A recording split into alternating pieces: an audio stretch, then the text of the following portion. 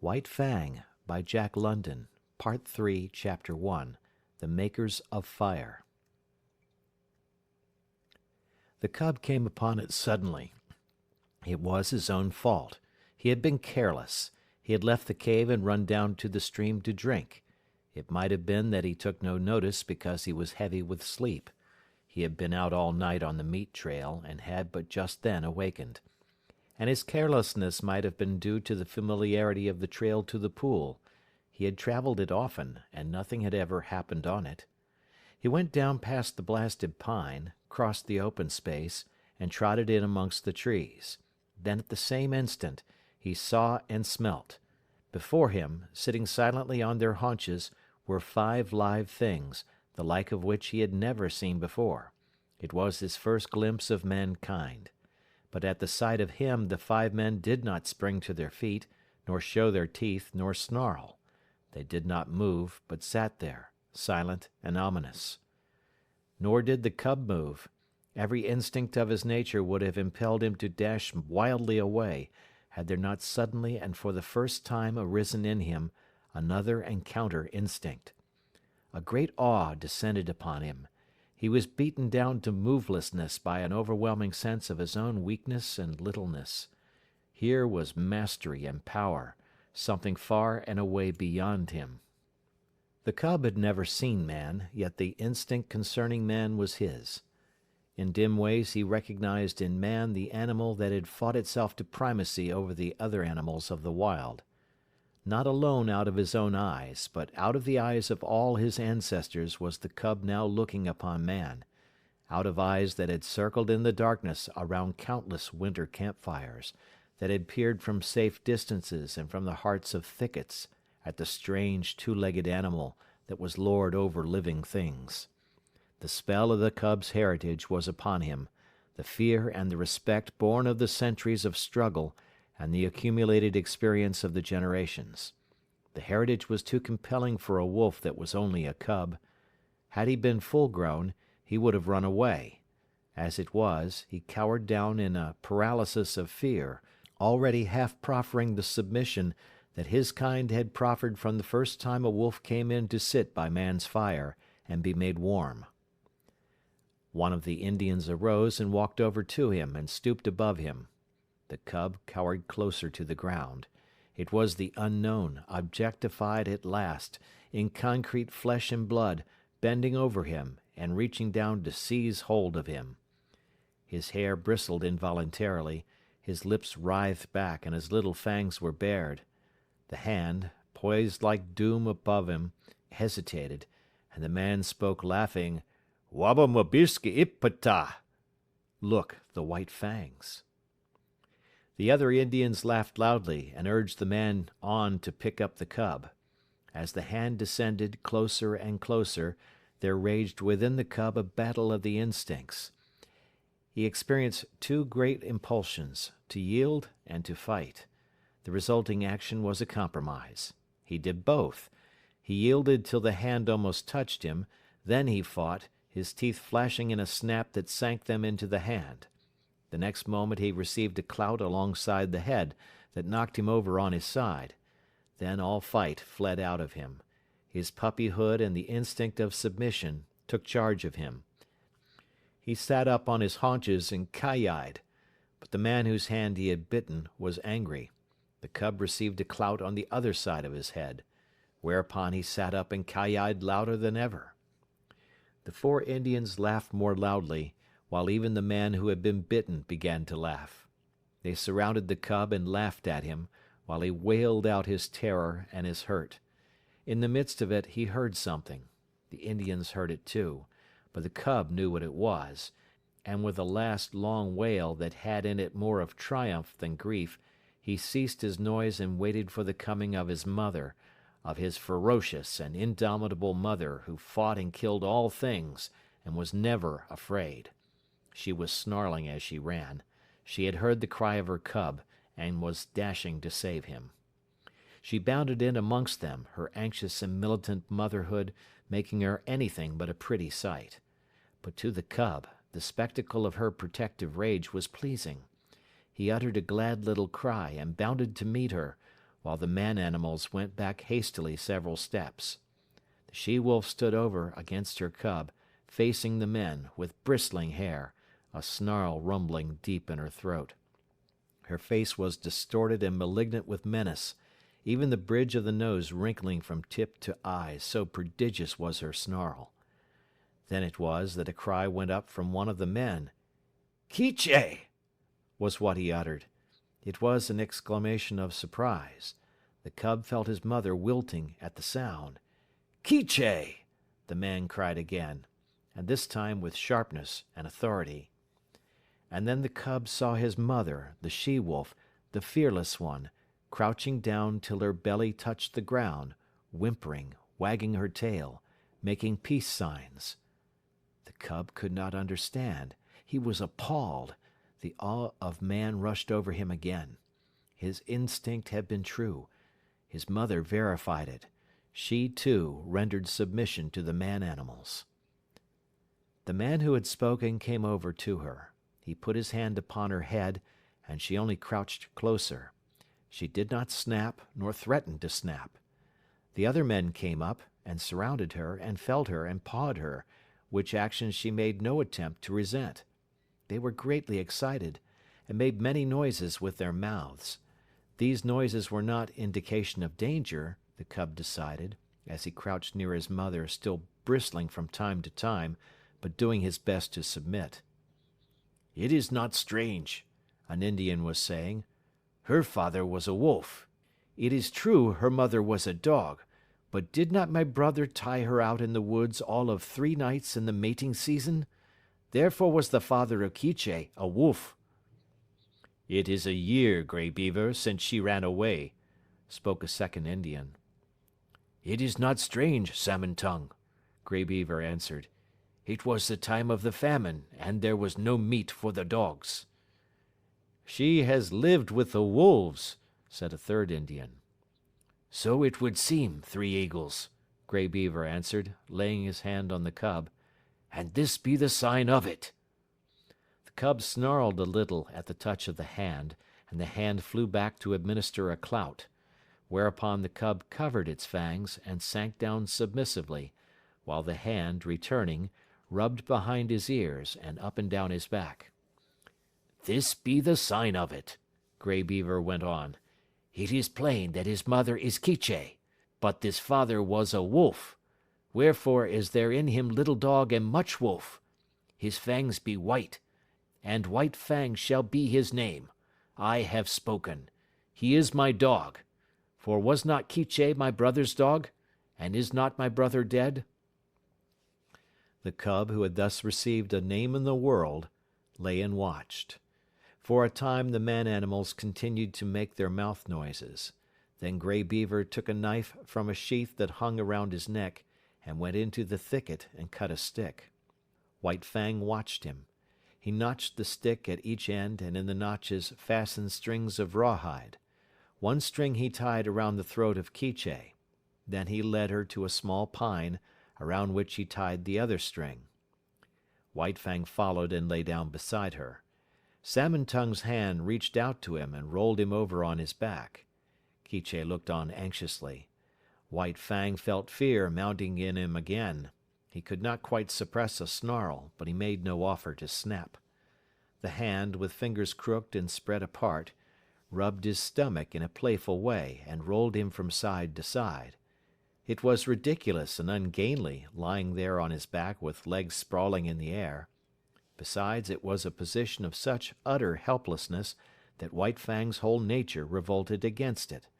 He could do nothing to defend himself. If this man-animal intended harm, White Fang knew that he could not escape it. How could he spring away with his 4 legs in the air above him? Yet submission made him master his fear, and he only growled softly. This growl he could not suppress, nor did the man-animal resent it by giving him a blow on the head.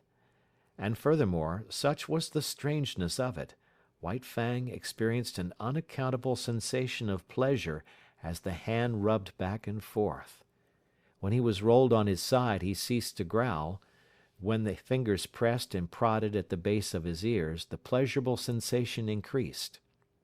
And when, with a final rub and scratch, the man left him alone and went away, all fear had died out of White Fang. He was to know fear many times in his dealing with man, yet it was a token of the fearless companionship with man that was ultimately to be his. After a time, White Fang heard strange noises approaching. He was quick in his classification, for he knew them at once for man-animal noises.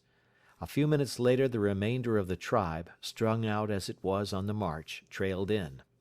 There were more men and many women and children, 40 souls of them, and all heavily burdened with camp equipage and outfit.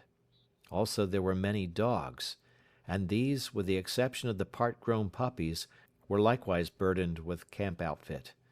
On their backs, in bags that fastened tightly around underneath, the dogs carried from 20 to 30 pounds of weight. White Fang had never seen dogs before, but at sight of them he felt that they were his own kind, only somehow different. But they displayed little difference from the wolf when they discovered the cub and his mother.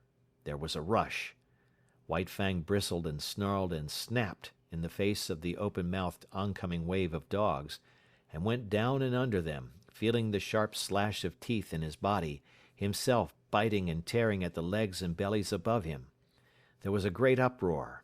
He could hear the snarl of Quiche as she fought for him, and he could hear the cries of the man-animals, the sound of clubs striking upon bodies, and the yelps of pain from the dogs so struck. Only a few seconds elapsed before he was on his feet again. He could now see the man-animals driving back the dogs with clubs and stones, defending him, saving him from the savage teeth of his kind that somehow was not his kind. And though there was no reason in his brain for a clear conception of so abstract a thing as justice, nevertheless, in his own way, he felt the justice of the man-animals, and he knew them for what they were, makers of law and executors of law. Also, he appreciated the power with which they administered the law. Unlike any animals he had ever encountered, they did not bite nor claw. They enforced their live strength with the power of dead things. Dead things did their bidding. Thus, sticks and stones, directed by these strange creatures, leaped through the air like living things, inflicting grievous hurts upon the dogs. To his mind this was power unusual, power inconceivable and beyond the natural, power that was godlike. White Fang, in the very nature of him, could never know anything about gods. At the best he could know only things that were beyond knowing. But the wonder and awe that he had of these man-animals in ways resembled what would be the wonder and awe of man at sight of some celestial creature on a mountain-top hurling thunderbolts from either hand at an astonished world. The last dog had been driven back. The hubbub died down, and White Fang licked his hurts and meditated upon this, his first taste of pack cruelty and his introduction to the pack. He had never dreamed that his own kind consisted of more than One Eye, his mother, and himself. They had constituted a kind apart, and here, abruptly, he had discovered many more creatures apparently of his own kind. And there was a subconscious resentment that these, his kind, at first sight had pitched upon him and tried to destroy him. In the same way he resented his mother being tied with a stick, even though it was done by the superior man-animals. It savored of the trap, of bondage. Yet of the trap and of bondage he knew nothing. Freedom to roam and run and lie down at will had been his heritage, and here it was being infringed upon. His mother's movements were restricted to the length of a stick, and by the length of that same stick was he restricted, for he had not yet got beyond the need of his mother's side. He did not like it. Nor did he like it when the man-animals arose and went on with their march, for a tiny man-animal took the other end of the stick and led Quiche captive behind him, and behind Quiche followed White Fang, greatly perturbed and worried by this new adventure he had entered upon.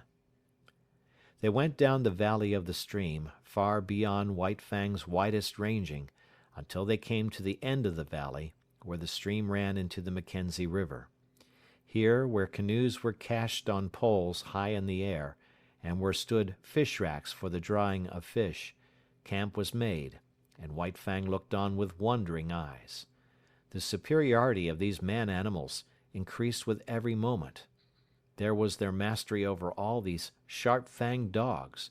It breathed of power. But greater than that, to the wolf cub, was their mastery over things not alive, their capacity to communicate motion to unmoving things, their capacity to change the very face of the world. It was this last that especially affected him. The elevation of frames of poles caught his eye. Yet this in itself was not so remarkable, being done by the same creatures that flung sticks and stones to great distances. But when the frames of poles were made into teepees by being covered with cloth and skins, White Fang was astounded. It was the colossal bulk of them that impressed him. They arose around him on every side like some monstrous quick-growing form of life. They occupied nearly the whole circumference of his field of vision. He was afraid of them. They loomed ominously above him, and when the breeze stirred them into huge movements, he cowered down in fear, keeping his eyes warily upon them, and prepared to spring away if they attempted to precipitate themselves upon him. But in a short while his fear of the teepees passed away.